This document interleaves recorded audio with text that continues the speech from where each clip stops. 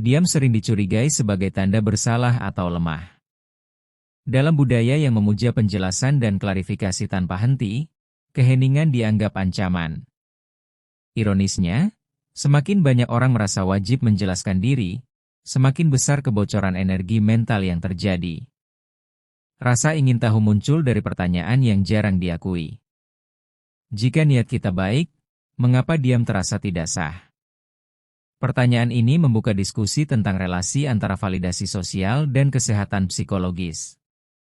Dari kajian komunikasi interpersonal menunjukkan bahwa kebutuhan berlebihan untuk menjelaskan diri berkaitan dengan kecemasan akan penilaian. Otak sosial manusia cenderung mencari penerimaan, namun dorongan ini dapat berubah menjadi kebiasaan defensif yang melelahkan. Dalam kehidupan sehari-hari, dorongan untuk menjelaskan diri muncul hampir otomatis. Tidak membalas pesan segera lalu merasa perlu memberi alasan. Menolak ajakan lalu menambahkan cerita panjang agar tidak dianggap buruk. Bahkan memilih diam pun sering diikuti rasa bersalah. Masalahnya bukan pada komunikasi, melainkan pada keyakinan bahwa setiap sikap harus dibenarkan.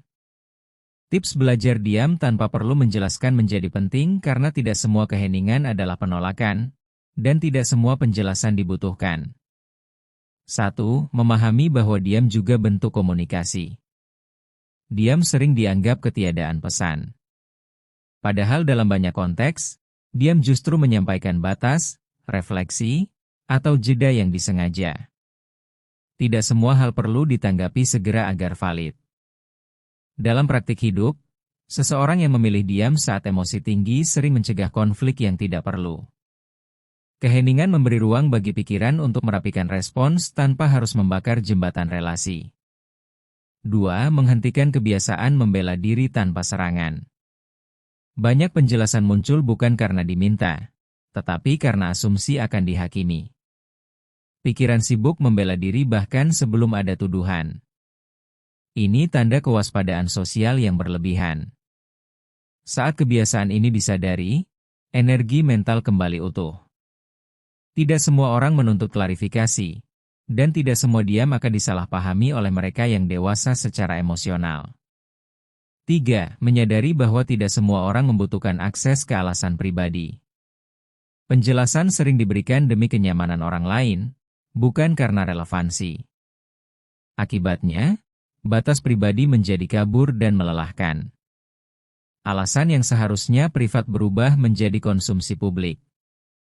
Di titik ini, refleksi tentang batas sehat sering dibahas lebih dalam konten eksklusif logika filsuf, terutama bagi mereka yang ingin memahami perbedaan antara keterbukaan dan pengorbanan diri yang halus. 4. Mengizinkan ketidaknyamanan orang lain terjadi. Diam tanpa penjelasan kadang membuat orang lain tidak nyaman. Banyak yang langsung ingin meredakan ketegangan itu dengan berbicara. Padahal ketidaknyamanan bukan selalu kesalahan yang harus diperbaiki. Dalam keseharian, membiarkan orang lain menafsirkan diam tanpa intervensi mengajarkan satu hal penting. Tidak semua reaksi orang lain adalah tanggung jawab pribadi. 5. Memisahkan kesopanan dari kewajiban emosional. Kesopanan sering disalahartikan sebagai kewajiban menjelaskan segalanya. Padahal sopan adalah soal sikap, bukan transparansi total.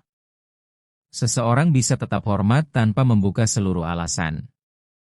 Dalam praktik nyata, jawaban singkat atau diam yang konsisten sering lebih jujur daripada penjelasan panjang yang dipaksakan demi terlihat baik. 6. Menghentikan pencarian validasi melalui penjelasan. Penjelasan panjang sering bertujuan mendapatkan pengertian.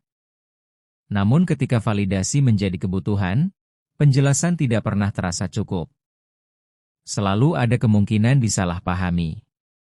Dengan belajar diam, seseorang berhenti menggantungkan ketenangan pada penerimaan orang lain. Validasi bergeser ke dalam, bukan ke respons eksternal yang tidak bisa dikendalikan. 7. Menggunakan diam sebagai bentuk kejelasan diri. Diam bukan pelarian ketika ia dipilih secara sadar. Ia menjadi penanda bahwa seseorang tahu apa yang ingin ia jaga dan apa yang tidak perlu dibagikan. Dalam kehidupan sehari-hari, orang yang nyaman dengan diam cenderung lebih tegas.